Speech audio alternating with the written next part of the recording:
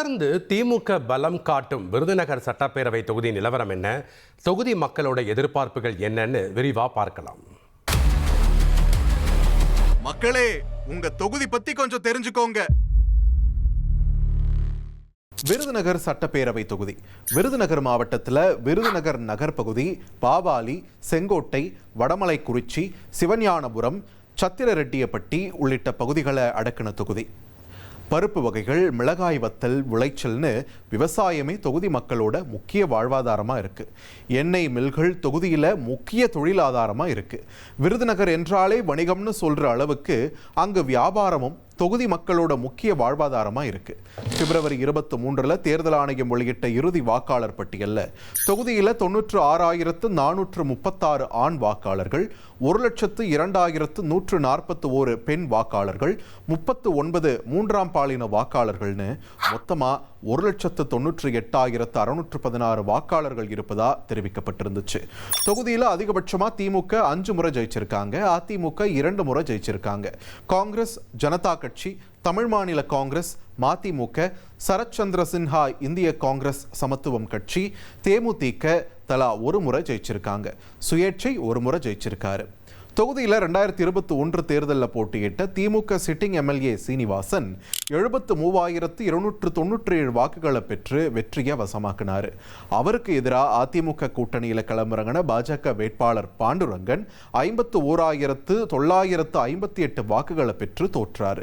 21,339 வாக்குகள் வித்தியாசத்தில் தொகுதியில் சீனிவாசன் ஜெயிக்க தொகுதியை திமுக தக்க வச்சது. இப்போ தேர்தல் நெருங்க விருதுநகர் தொகுதி மக்களோட எதிர்பார்ப்புகள் என்னவா இருக்குன்னு கேட்கலாம்.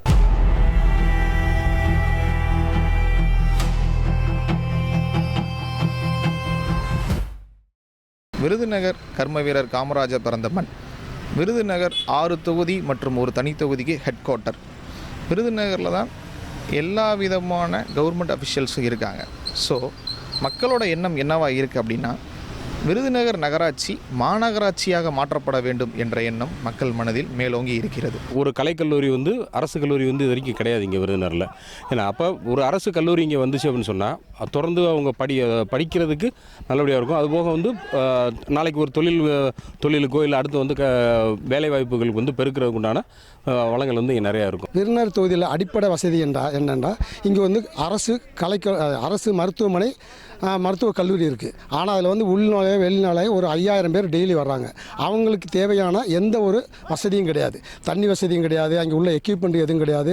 அவங்களுக்குள்ள உயர் சிகிச்சை பண்ணணுக்குள்ள மருத்துவரும் கிடையாது. எதுவாக இருந்தாலும் மதுரையை தான் போகணும். மதுரை போகிறதுக்குள்ள அந்த உயிரிழப்பு ஏற்படுகிறது. விருதுநகர் நகராட்சியில் அமைந்துள்ள அனைத்து வார்டுகளிலும் கழிவறைகள் அமைக்கப்பட்டுள்ளது. அது சிறந்த முறையில் பராமரிக்கப்படாமல் இருக்கிறது. பொதுமக்களுடைய பயன்பாட்டிற்கு சிறந்த முறையில் பராமரிப்பு செய்து தந்தால் அனைத்து பொதுமக்களும் பயன்படுத்துவதற்கு ஏதுவாக இருக்கும். தாமிரபரணி கூட்டு குடிநீர் தண்ணீர் முறையாக எங்களுக்கு வரல. ஒரு 15 நாளைக்கு ஒருக்க தான் வருது. அது கலங்களாகவும் சாக்கடை கலந்து தான் எப்போயாவது ஒரு சாக்கடை வேறு கலந்துருது. இந்த பாதாள சாக்கடை நிறைஞ்சிச்சுன்னா சாக்கடையும் கலந்துரும். நாங்கள் மினரல் வாட்டர் இப்போ 13 ரூபா 15 ரூபா கொடுத்து தான் வெளியில் வாங்கிக்கிட்டு இருக்கோம். இந்த திட்டம் தாமிரபரணி குடிநீர் எங்களுக்கு முறையாக வரணுங்கிறத நாங்கள் கேட்டுக்கிறோம்.